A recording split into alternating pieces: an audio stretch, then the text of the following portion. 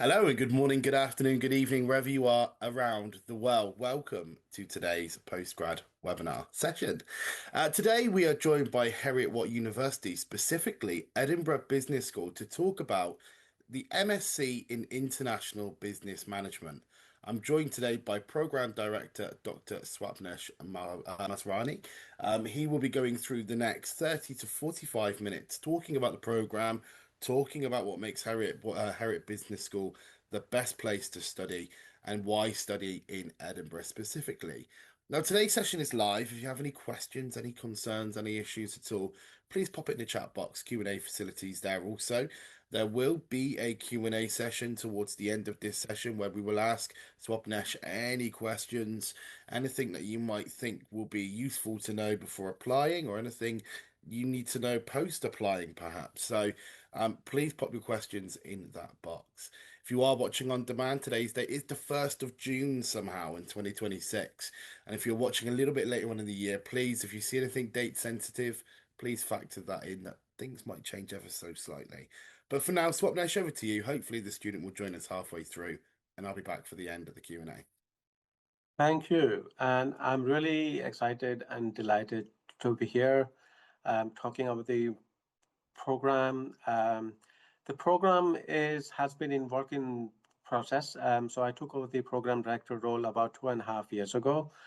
And since then, the program has evolved and changed. And today it has reached a stage where I'm really proud and talk about it to anybody, anywhere in the world. We are going to talk about a few things, right? We're going to talk about the program. We're going to talk about the city as well, because it's one of the cities I've lived in for about 26 years now. And I think it's one of the best cities in the world. And then I'm going to talk a bit about what do students do, right? Because it's a one-year master's degree. You are going to spend a lot of time and effort and money as well. So what is it all for? So what do students do after they finish this? So I'm going to talk a bit about that. And then afterwards, I'm more than happy to take any questions that you might have. So the ethos here, right? You know, the ethos of the program. So this is a postgraduate degree. And one of the first things that I was thinking when we had to redesign it, we had to think about who is this for, right? And the answer came is that, you know, it's for those guys who are pre-experienced. So if you haven't had work experience in the past, or if you have some work experience, and this is the program for you, because in this 1 year, or you will experience a lot about practicing business. So it's not just about sitting in the class and trying to learn about theories and concepts. That's what we do in school. That's what we do in the undergrad. But at the postgrad, which is a stepping stone to the job, employers are really looking for that, you know, do you have experience of applying whatever you learned in the class to the real life, right? So here we teach by exposing you to how to make decisions in the real world. Now, that is the ethos of the Edinburgh Business School as well. So the program sits in what we call the Edinburgh Business School. Now, the business school ethos is to turn knowledge into practice. So we have academic staff to research on a range of things. But the research is not done to write papers and books only, right? So we try to apply as much as we learn, research. And the research also confirms that the best way to learn is to do things yourself, right? One is the way that, you know, you can sit, you can read, you can understand it. But business doesn't work in that way, right? The business is you have to try things out. Some things might work, a lot of things might not work, but it's trying to identify things that doesn't work and then reflect on it and understand why it doesn't work, right? So learning by doing is what we do here. So IBM is exactly for those guys who have little or no work experience. So here, over the 1 year, you will learn how to apply concepts, frameworks in the real world. Now, one of the areas that we have identified is where you can apply is the individual project that you have, right? So we have semester one, we have semester two as well. Um, in semester three, students have to do their individual thesis. Now that's quite a big chunk, right? So that's 12 weeks, 60 credits as well. Historically, students used to do a research thesis. But when we reimagined it, right, is this the right way to do things? Now, students are really looking to apply. So whatever they have learned in semester one and two, they're really looking to apply. And after semester three, they are looking for jobs. They are writing CVs, they're doing their interviews. So we thought, what's the best way that we can do this 12 weeks, right? So here is what we came up with. One is the simulation, and the other option that we have is the company-based, live company-based projects as well. So I'm going to talk first about the simulation that we have, the simulation option that we have. So over 3 days, students work in teams to manage a multinational firm, right? Now, have you ever worked in a multinational firm? If you haven't, then here's your chance, right? So it will be a multinational team as well. We've got students from different parts of the world. And so over 3 days, you will manage a multinational firm working in a multinational team. You will compete with each other and you will draw on functional things like marketing, HR, strategy, finance, and much more than that, right? At the end of each round, so we play about 10 rounds, right? At the end of each round, you will have to make decisions, and decisions result in real consequences. The consequence can be and will be for sure your market share, right? And your share price. So your market share can go up or down. In the same way, your share price can go up and down, right? So what we want to emphasize here is that whatever you learn in the class, you use it to make decisions. Decisions have consequences, right? And it's to make that link is to understand it. So what does a game look like then, right? So what do you actually do in this? So you work around a live company. So this is not a static case as such, right? So it's not a static case that you read and you decide on some decisions that they have to make. No, it is a live company. Events happen. You can predict some things you can't, right? So events happen and you have to react. You have to make live decisions. So decisions on what? Decisions on markets, decisions on pricing, right? So for those who think about that, we want to learn marketing, right? And they spend a lot of their time trying to devise marketing strategies. Now that's all well and good, but one element of marketing is pricing. Now you can theorize about pricing, but have you ever priced something? Have you ever put a price on something that you want to sell, right? Now, it's not a small thing, right? Because the price that you put, the customer will look at it and the customers will decide whether that price is right or not. If you get the pricing right, you will get the sale. If you don't get the pricing right, even though whatever work that you have done behind the scene, it will not automatically result in sales, right? So these are some of the decisions you make: marketing, pricing, product R&D, operations as well. Do you want to make things in-house or do you want to outsource it, right? These are real decisions you have to make. And if you want to make in-house, do you have capacity, right? To have capacity, you need to invest. To make investment, you need the cash. Where will you get the cash? How will you raise the cash? Do you have the cash yourself? Or are you going to use equity to raise the cash? Are you going to use debt to raise the cash? If you will use debt to raise the cash, what is the impact of it, right? Short-term debt is quite expensive. Long-term debt, slightly less in interest. If you raise an equity, that has a different impact altogether, right? So these are some of the decisions you make. Finance, sustainability as well. Are you going to pile high, sell as well, right? Low price and sell high, economies of scale, where the margins are thin, but you are working on the scale. Or are you going to be a niche player as well? What is the market for it, right? And importantly, ESG, right? Environmental, social, governance, responsibility as well. We've got it. It's a running theme. It's a running theme, right?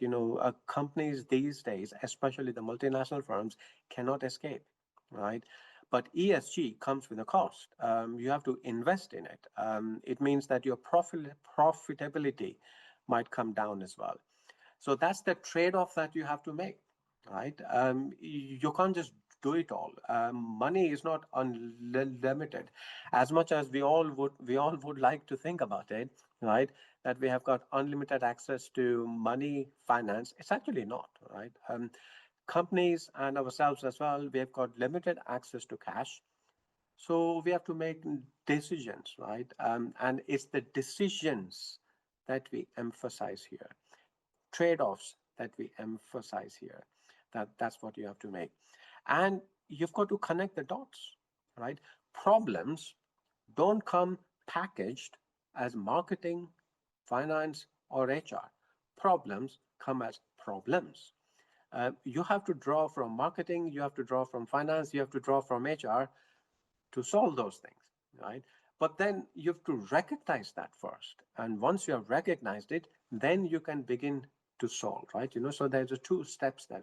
First is recognition itself, that where does the answer lie? And that's what we call connecting the dots, right? I've talked a lot about it, and now I think it would be good to give some example that, what would those decisions would look like, right? So feel free to pop in the chat if you can. If not as well, that's fine as well, right? Now,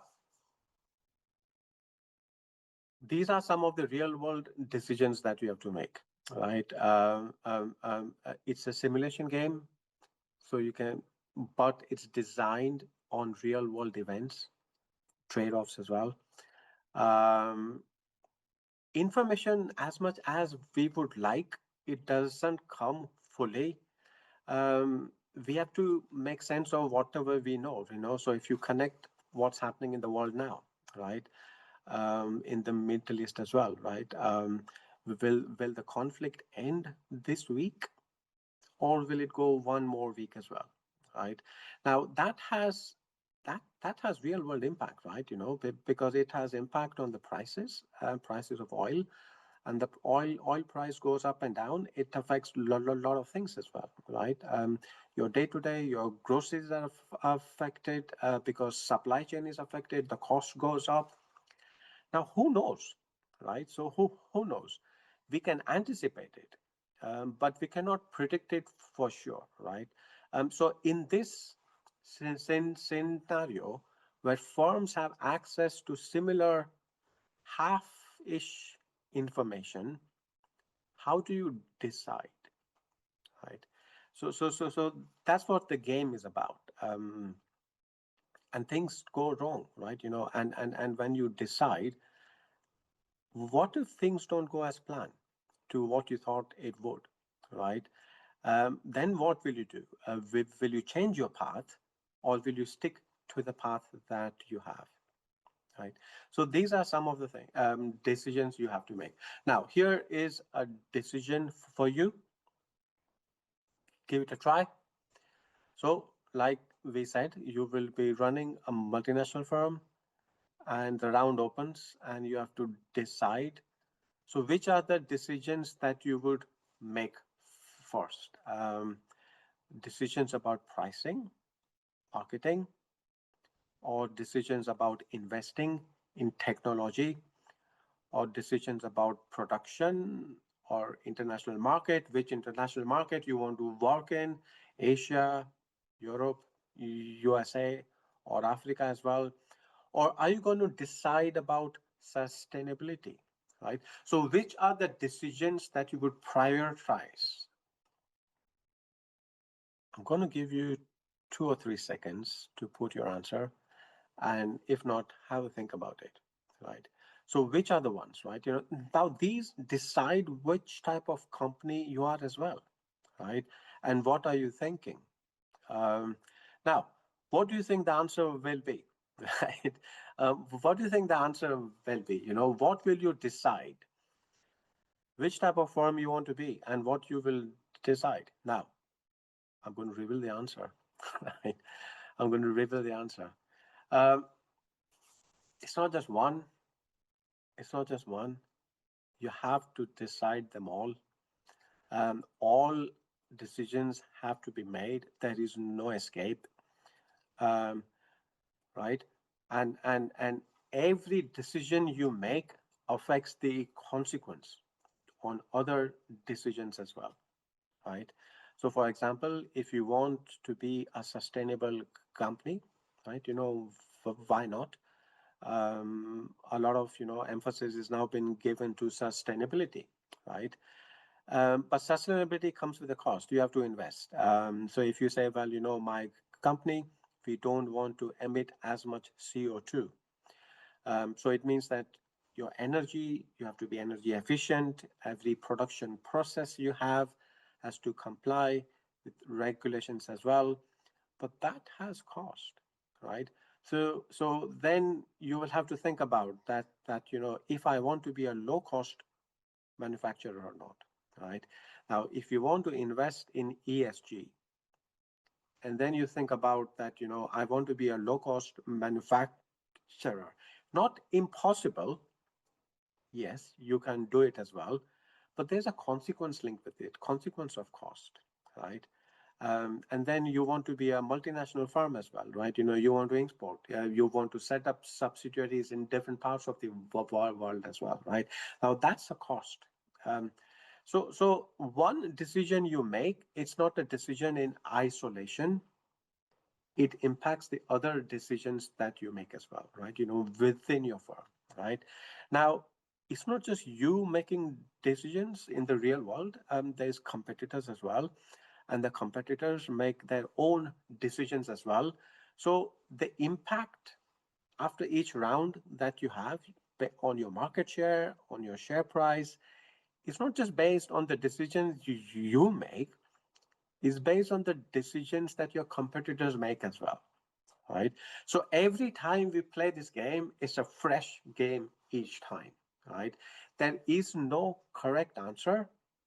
The correct answer is contextual, that in that round, what did you do and what did your competitors do, right? Only outcomes, right?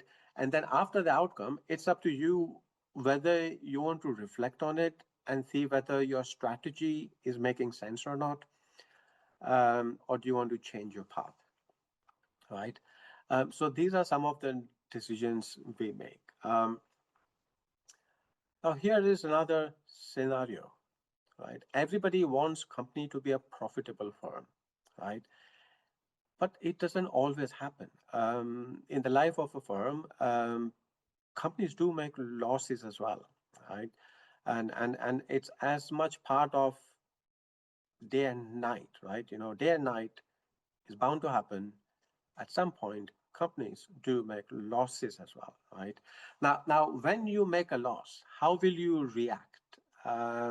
It's an important test. It's an important test on the company's strategy. It's an important test on your own character as well, right? Own decision-making skill, own conviction. It's a test, right? So what would you do? Would you stick to the strategy you have? You write it out. Say, well, look, we have decided this is what we will do, whether we make profit or not. The strategy is right. Stick the course, right? Okay. Or will you be reactive, right? Will you say, well, we didn't make profit. We made loss here.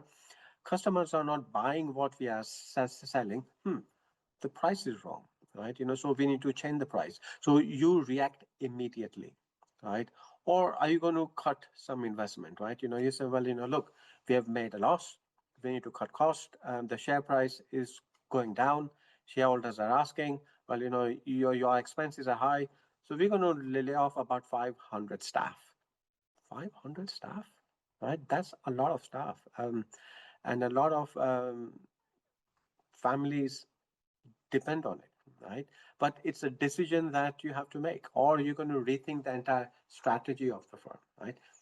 I'm not sure, right? So here's a decision that you might have to make. So which one will you decide? Um, Pause, think about it, right? You're making a loss. What will you do? These are some of the options. Now, is there a right answer? There may be. There might be a right answer somewhere there. So if you look at the data that you have, if you look at the competitors you have, maybe the hint might be in pricing, right?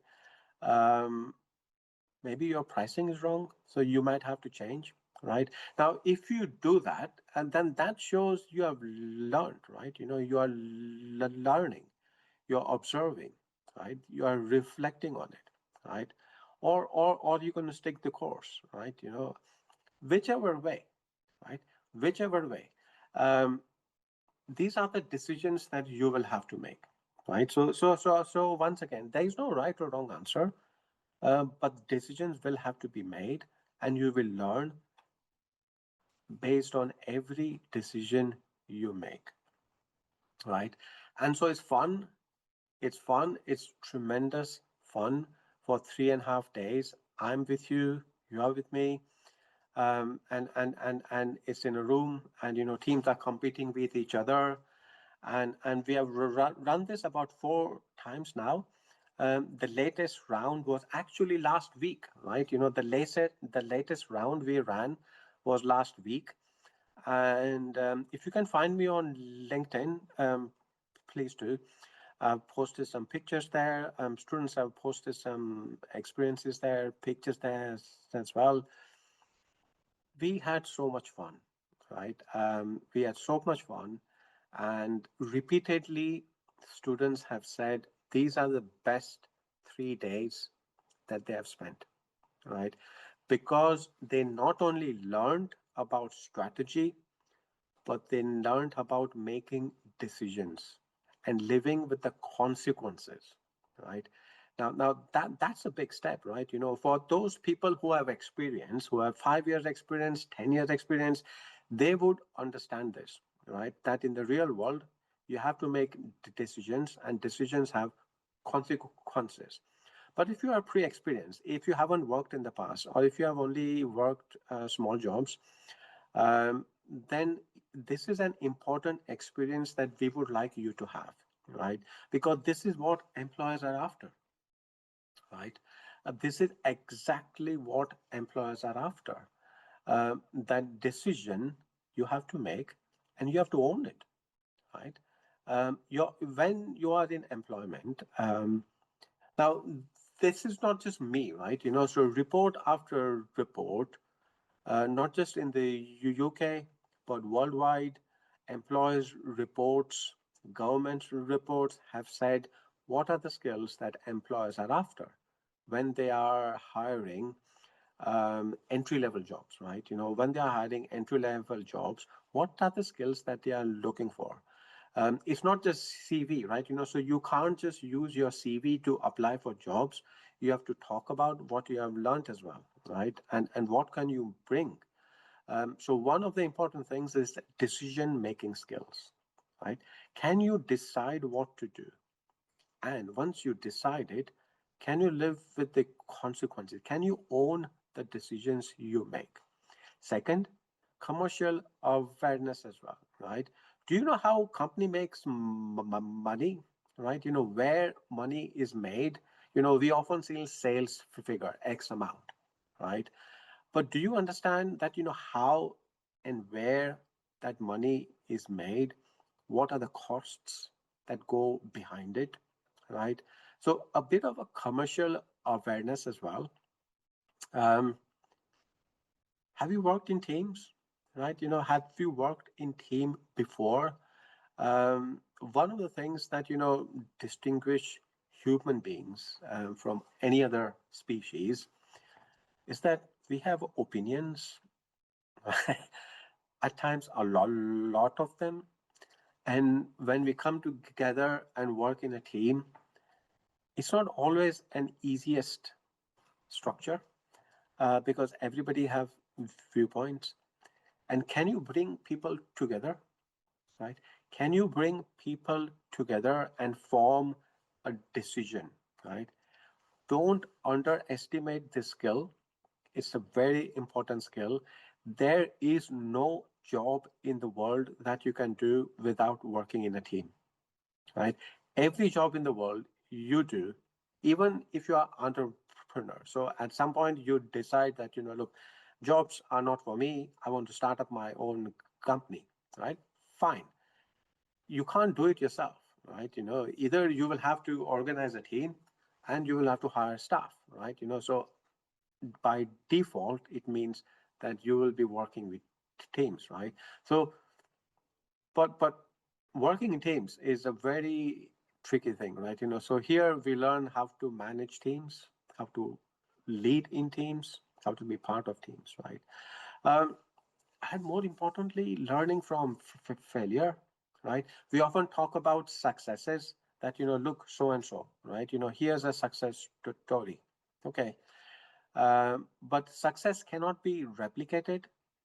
This is not STEM, this is not chemistry. In a chemistry lab, you can repeat an experiment any part of the world and it will give the same result. In the business, when you deal with markets, when you deal with contexts that are different in different parts of the world, and which involves dealing with people, people who have got opinion, not every time you repeat the same thing, the result will be the same, right? So sometimes you try and do the same things, it might not work, right? So the one of the ways I think I teach this in the class, you know, so hopefully you come with us, and I see you on the induction day, and on the induction day we spend a bit of time about failure, right? That how failure is one of an important areas to learn from, right? When things don't go well, right? So in this game, for sure, we've had teams, we had got companies in the past. Even last week as well, we had a company that made a huge loss, right? Over 9 rounds, they made huge losses, but that's the decision that they made, right? You know, so they owned it. They owned the decisions they made, and they said that, you know, look, if we hadn't made this loss, I don't think we would have learned as much as we thought we would learn from, you know, if the company had done well, right? So losses, failures are important events in your life that you learn from, right? So these are the skills that employers are after, and these are the skills you can gain from what we call the experiential learning process, right? Connecting the dots as well, right? Now, these experiences are important. So this is a LinkedIn post by one of the students. Now, I raise my hands, hand over heart. I did not instruct the student to post this. So once we had played the game, Anusha went on LinkedIn and she posted this there. And when I had a look at it, so she was connected with me to my LinkedIn as well, and it pinged, and I saw, this is what she posted that there, and I was amazed, right? Because this is exactly what I had intended that she would learn as well, right? This is exactly what she I had intended. Now, not just her, right? The entire class would learn as well, right? So she went in there, she posted herself that, look, this gave her really very good experience. Now, Anusha, like most of us, most of you haven't had the work experience. So this gave her exposure, right? Decision making exposure. Now, this is not a small thing. This is quite important because on LinkedIn, you are building profile of yourself, right? So LinkedIn is not like Instagram where, you talk about yourself, your personal life. This is professional life. So Anusha then is looking for jobs. And these days, that employers, before even they have a look at your CV, they look you up on LinkedIn, right? So are you active? Are you not active? And if you are active, what are you posting there, right? So you build profile of yourself on LinkedIn. So it's very important. It matters a lot. So the idea is that in the program, we give you exposure, we give you experiences that you can actually take it with you and create a story for your own self as well, right? So it's not just one thing, it's beyond it, right? So it is helping you build your employability profile as well, right? Now the other option we have is a company based. So simulation is one thing.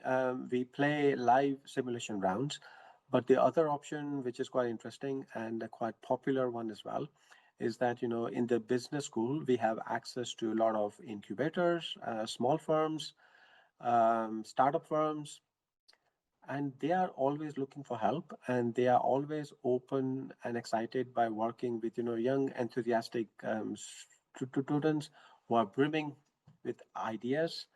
So we match them up, right? So we match them up, and it gives you a chance for 12 weeks to be a consultant, and understand what the business problems are. So you work with live firms, right? You work with live firms. They've got real issues and they want it solved now. So these are not theoretical issues, live issues. And you draw on whatever you have learned in semester one, semester two, and beyond it also. Like, recall, what did I say? Problems don't come packaged neatly, right? So problems, you have to unpick them, you have to unpack them, you have to understand what the real problem is, and then get to the root of it, and then try and find the answers, right? So it gives you a lot of skills. Once again, it gives you material that you can add it in your CV as well. You can network as well, right? So if you have not worked in the past, and if you are new over here as well, and if you don't know how to interact, where to find the firms, so it gives you a lot of networking, because through them you can find who the customers are, who the suppliers are, and you can introduce yourself to them as well, right? And it gives you some real world insights as well. So these are company based projects that you can have access to as well. Now, I want to talk about Woj Salsky. Now, he was one of the top students that we had. Now, he worked with one of the clients, Cognitonium Flow Lab. They had massive funding. They had a massive grant. Um, they were technical guys. They were STEM guys. They had innovation, but they were not business minded. So they had a company. They had innovation. They had money, but no strategy, right? Now, Woj got this chance to work with them, and he developed their strategy. The company had none, right? So he developed their strategy. Afterwards, the company offered him a job as well, right? Now, Woj did not take up the job. Woj had another job waiting for him at KPMG. So again, you can find him on LinkedIn as well.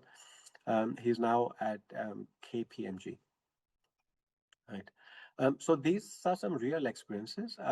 So now I want to talk a bit about what does the MSc IBM program look like, right? So before you get your experiential, what does your semester one and semester two look like? So everything functional, right? So you will learn in semester one about competitive strategy, international business, HR. Then you have option between strategic innovation or financial reporting. In semester two, you learn about marketing, you learn about business economics, you learn about business research methods, and then you can choose an option from HRM or managing diversity. So if you look at the core structures, right? If you look at the core structures, it's designed to give you exposure to business functions, right? It's IBM, right? Business and management with international flavor. Now, a bit about myself here, right? I did my MBA in 1999, right? So that's a long time ago, but I've done my MBA and I know what an MBA looks like. I've experienced it, right? So my intention when I took over the program director role here is to give students exposure to all the functional areas because once you are in a business, if you don't have work experience, you need to know, right? You need to know about various functional areas and you need to be able to connect dots. The MBA, which I experienced all these years ago, was a very good one.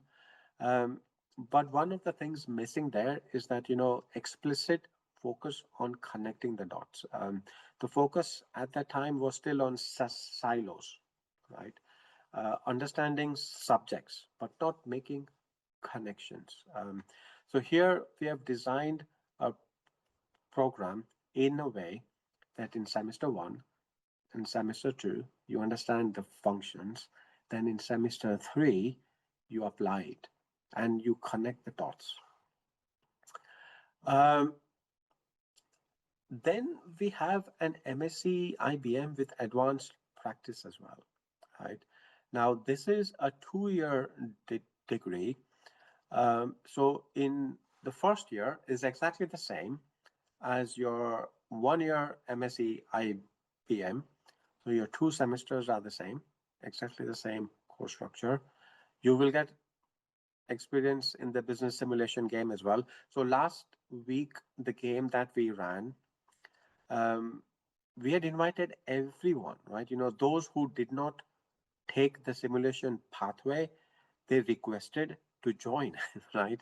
So it's available to all. And so the first 2 semesters will be the same. The simulation exposure will be there. The difference there in the advanced practice one, which is a 2-year degree, is that you will have to take the management consultancy course as well. For mandatory, you will need to take the company project as well, which I just spoke about. And then for 10 to 12 months, you have the chance to do a company placement as well, right? So the business school has connections to a lot of small, medium-sized enterprises, and we find them, right? So we find them, and we find about 10 to 12 month placement. The question which might be in your mind is that are they all paid? We try to find paid ones. That's the emphasis, right? The emphasis is to find paid ones. But if you are not able to find paid ones, the decision is entirely yours whether you want to take them up or not, or if you can find your own ones as well, right? And if we find that there's some unpaid ones, then we negotiate with the client that if you need to make a client visit or if you have to go to the site, at least that part is funded, or you get enough time to earn your summer months as well, right? So that's quite an interesting and attractive proposition as well, right? That if you want to learn and get exposure to working with the client full time, then maybe the advanced practice one is an interesting and attractive option as well. Right. So hopefully you get an idea of what the program is about, right? It's aimed and pitched at pre-experience for the folks who have little or no work experience, is designed to give you decision-making skills, right? Expose you to how the real world works. Now, to talk a bit about where we are based, so we are based in Edinburgh. For those who don't know, Edinburgh is in Scotland. Scotland is in UK. Now, I came here 26 years ago, right? And when I was applying, so I came here as a student to do my PhD. And when I was applying, so I did my PhD from St. Andrews. When I was applying, St. Andrews' name came up, and it was based in Scotland.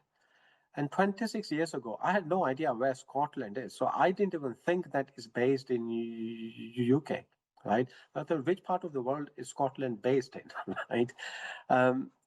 But hopefully that's not the case now. I think people know where Scotland is. It's still part of the UK, and the capital of Scotland is Edinburgh.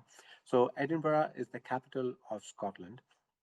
The Parliament is here, and the campus is based over here. It's a wonderful campus. It's very big, very lush, very green as well. So the trees that you see on the slide, they are real trees. They are just here on the side, right?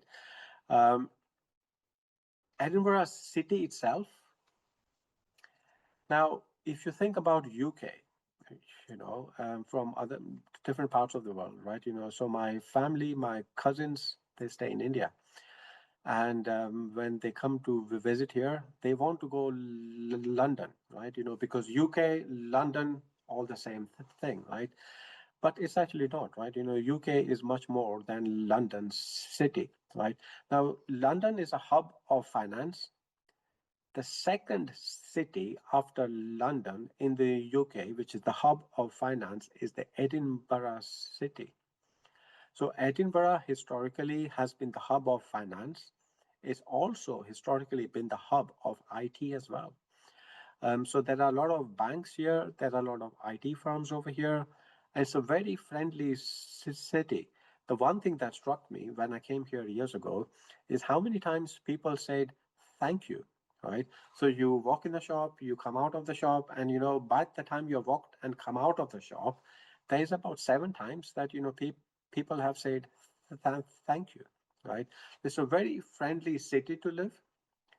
And back on the back of the finance and the IT hub here, it's turning out to be a hub of AI city as well, right? Because it's a natural evolution to make as well, right? So I know that everybody now thinks about AI, what impact it will have, and AI is an important skill set that we need to have, and AI jobs as well, right? So Edinburgh is the hub. So if you're looking for jobs, there are a lot of banks over here. There's a lot of IT firms over here, right? So a lot of service sector jobs, exactly the jobs, the kind of jobs that our IBM students would be looking for, right? Now, life in the city is historic, right? So Edinburgh city has been around for a long time. It's historic. A lot of history is here, but it's also at the same time very modern city as well. So it's got airport, it's got train, so connectivity wise is perfect. You want to go anywhere in the world, you can go from here, right?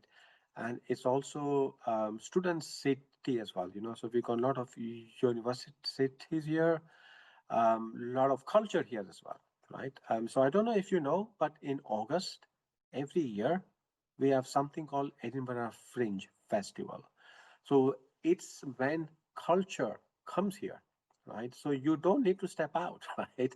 So the city gives you all you need, from jobs to culture. So it's a time where, performers from all over the world descend over here for stage shows, right? So it's a wonderful time, right? It's a wonderful time. And it's a safe city to live here as well, right? The cost is balanced, so it caters to student needs as well, of all types, right? And of all the years that I've lived over here, I think the city has changed. The city has evolved to be a very diverse city that we see now, right? And it's about 180 different nationalities live over here, right?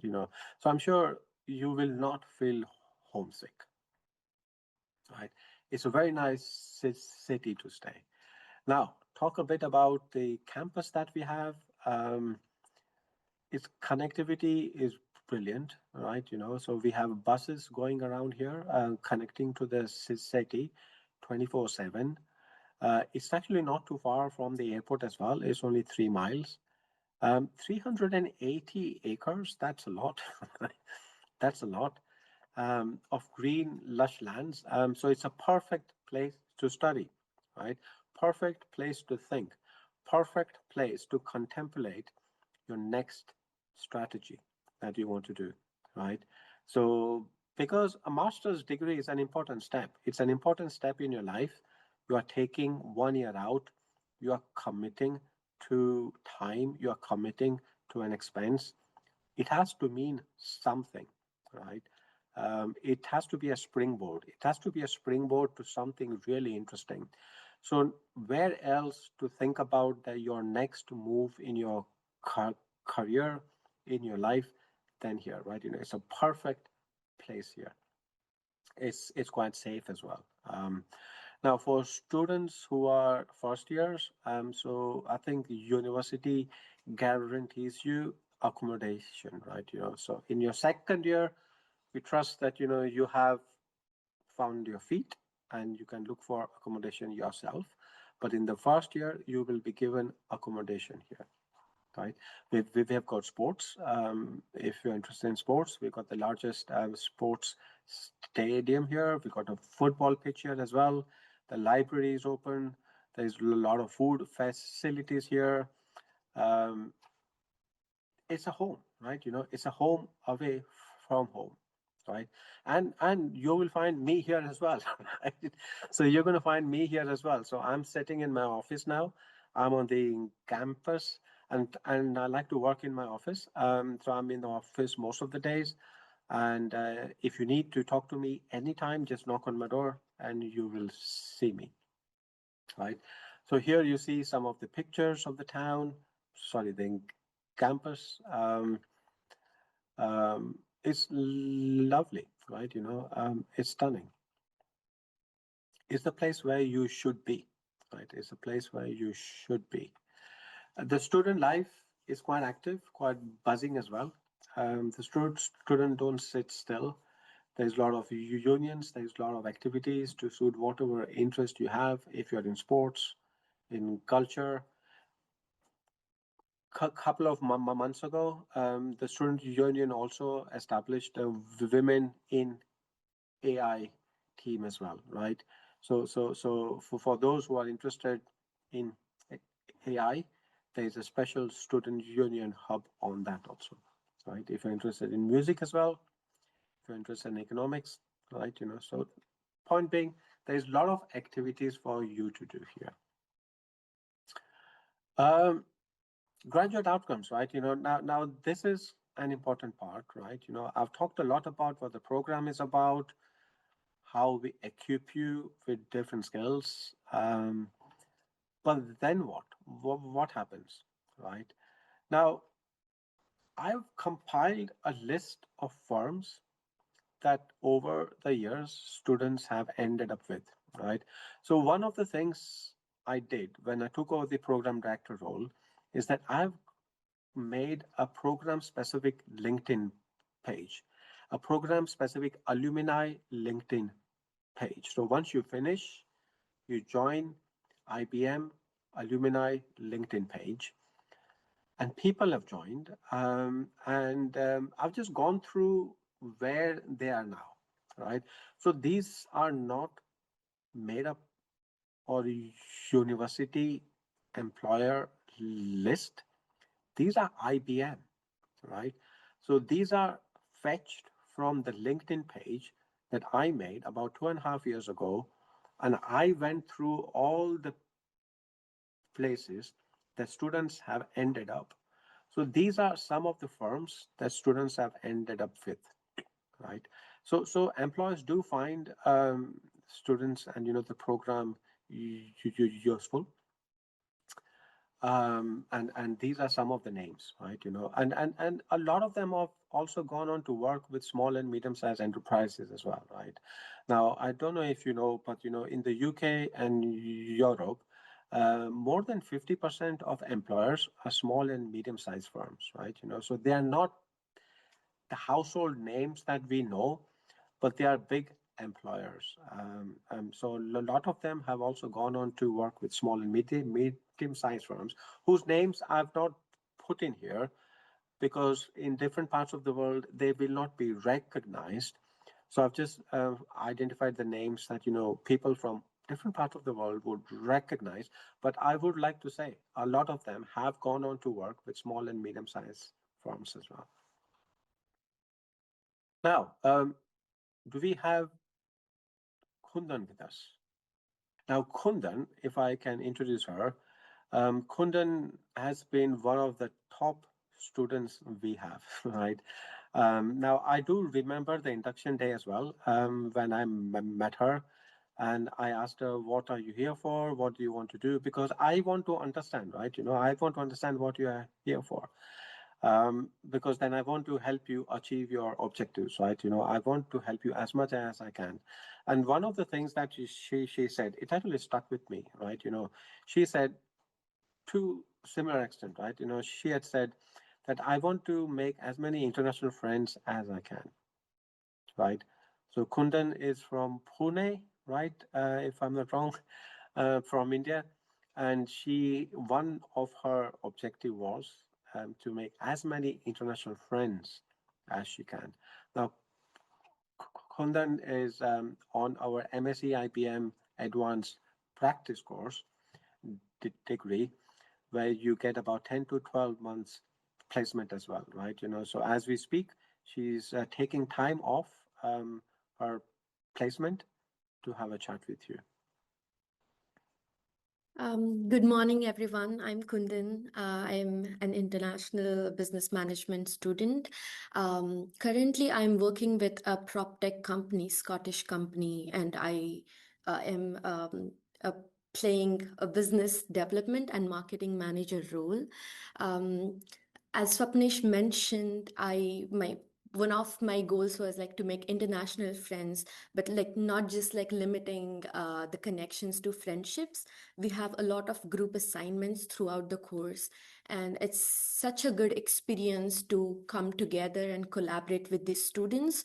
You get a lot of different insights, different cultural backgrounds, and you understand how to adapt the way to collaborate with everyone, with all these differences. Like people have a lot of East Asian students have, they're shy about like speaking English most of the time. So you have to, cater to everyone's needs and everyone's weaknesses, with everyone's strengths, and then perform good with your assignments.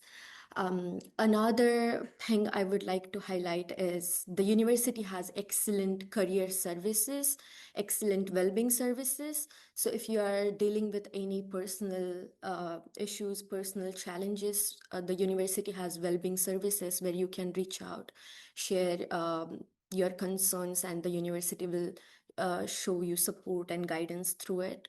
I think Heriot-Watt has like really good career services.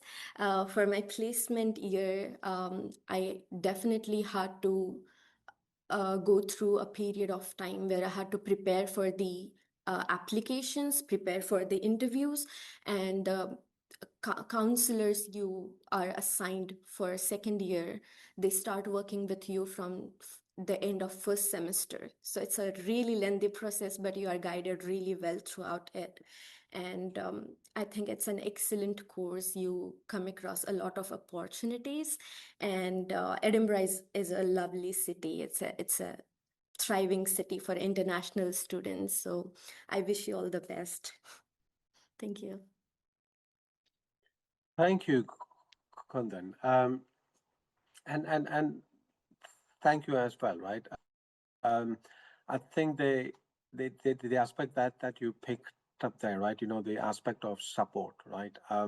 Support on career. So we have the career office, and the career office that we have is not that support is not just limited to the time that you are with us, but afterwards as well, right? So that's your lifetime support, right? Now that's quite important. So you're buying into a lifetime subscription, right? So you're buying into a lifetime subscription of career support from us. Now, career support is interesting and important in a lot of ways, right? Because when you present yourself to an employer, right, you have to really adapt to where you are looking for jobs, right? So if you have lived in Asia for much of your life, and if you are looking for jobs over here, then you have to customize your CV to what is appropriate here, right? And so that career gives you that support, right? That they help, they work with you, they understand you, they help you with the formatting issues. They also prepare you for interviews, right? So have you ever interviewed?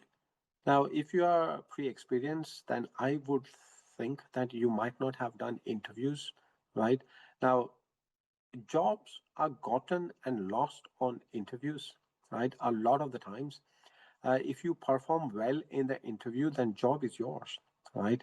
And if you haven't worked, if you haven't interviewed, then it's a very important skill set, right? Do you know how you come across on screen? Because these days, a lot of the times, interviews are done on screen as well. So just like this Zoom call, interviews are done on Zoom call, interviews are done on Teams. Um, have you ever talked and seen how you come across on screen, Zoom? So if you haven't, and the careers will work with you, they will prep you, give you tips on what to do. They will even organize a mock Teams call or Zoom call with you so that you are comfortable with it, right? And most importantly, we understand that life happens, right? Stuff happens. You have come here to study, yes, but life happens on the side, right? And if you don't know where to go, what to do, we are here, right? So we are not just here to teach you in the class. We are here to support you, your well-being as well, right? So when I came here 26 years ago, um, once again, I keep on bringing that. My parents had to make the same call. So they had to decide whether to send me here, whether to allow me to come here or not, right? And at the time, my supervisor said that we will look after you, right? In that one sentence, my parents worried vanished, right? They said that we will look after you, and that stuck with me, right? That stuck with me. So when I took over the program director role, and when I was made in charge of this, I made it a point to look after every student that joins, right? Because I do know that parents have worries, that you're going to send your students quite far. Will they be looked after or not, right? They will be, right? Okay, so that comes towards the end of this. Thank you for spending your time in different parts of the world. It may be morning, afternoon, or evening. Hopefully, you find the session useful, session interesting. And I hope to see you here soon, right? I hope to see you here soon, right? Now, I'm happy to take any questions you may have. Yeah, excellent. Swapnesh, thank you very much. And to Kundan as well. Thank you for coming on and giving your fantastic insight there as well. And let me ask some of the questions that have come in, if that's okay. I'm aware of time, so I will allow 5 minutes at the end. Um, to begin with, Swapnesh, in your experience, how closely do business simulations mirror the real-world challenges of cultural differences in global markets? Great question. But what's your take on that? Very closely, right? Two ways, right? Two ways. One is by the regulation, right? So you are working in a multinational firm which is operating in Asia, Europe, and States. So regulatory issues are not the same, right? So that's built into the game, right? So regulatory aspects are built into the game. The customer nature is built into the game as well. The other important aspect, right, which is different each time, is working in teams, right? You are working in a multinational team, you are working in an international team. So the company you run will be a mixed team.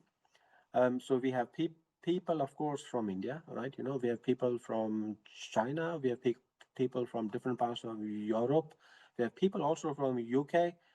Increasingly, we have people from US as well. So two ways, right? So two ways. And the experience of working in a multinational team, right? Don't underestimate it. Um, Increasingly, companies are expecting you to work in an international team, and you have to know how it works, right? Different assumptions come into play, right? Different work ethics come into play, right? Things that are unsaid, right? No, look, things which are said is clear cut, but what about the things which are unsaid, right? Unwritten rules. So here you learn about unwritten rules. Um, when a joke doesn't land, right? Because everybody wants to lighten the mood and they make jokes, but what jokes land? Culturally, not all jokes land everywhere, right? So these are some of the exposures that we get you to. Excellent. With the rise of remote work, how has the practical dynamic of managing global teams changed in recent years? Again, we go back to evolving with the program and whatnot. What's your take on that? Because obviously it's different now to what it was 10 years ago, isn't it? It's absolutely, and I witness it firsthand because my wife, she works in IT, and she's working from home. So after pandemic, she got offered, so she changed jobs, right? So she works in IT. After 2021, she landed a job, and it was remote working fully. Now the team is based in UK, Europe, India, and States, right?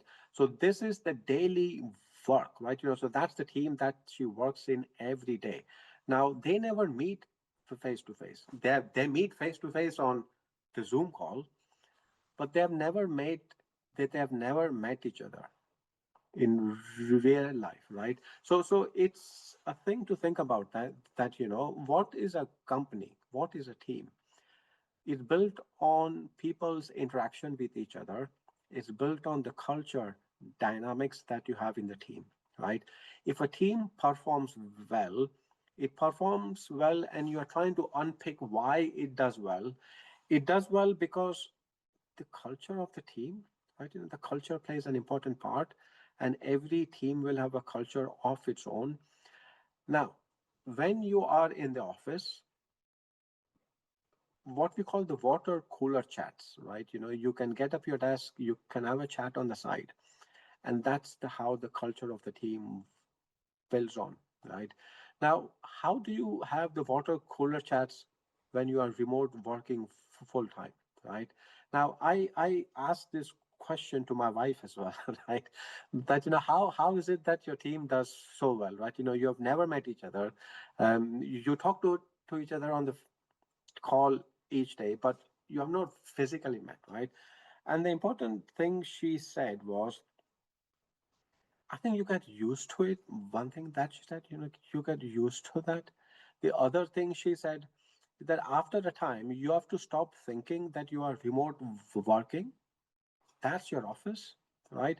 So if you want to have a water cooler chat, just give somebody a call, right? Because we are often hesitant to making or ringing somebody to have a chat. She never is, so she gives them a call, and that's how she makes connections. So from her side, what I've seen is that I've seen actually she has thrived by working from home. Then she would have had going in the office. So I think for some, I think this is kind of say God sent, right? That you can balance your well-being as well. You can balance your personal life and the working life as well, and at the same time, the productivity is high, efficiency is high, but you haven't compromised on your networking as well. So she is in connection. She networks a lot, and she gives everybody a call as well. So yes, it's a different way of doing things, but it's here to stay, and is worth thinking about it. Yeah, I think the one constant with remote working for that student that did ask that is you as a human. You get out what you put into it ultimately.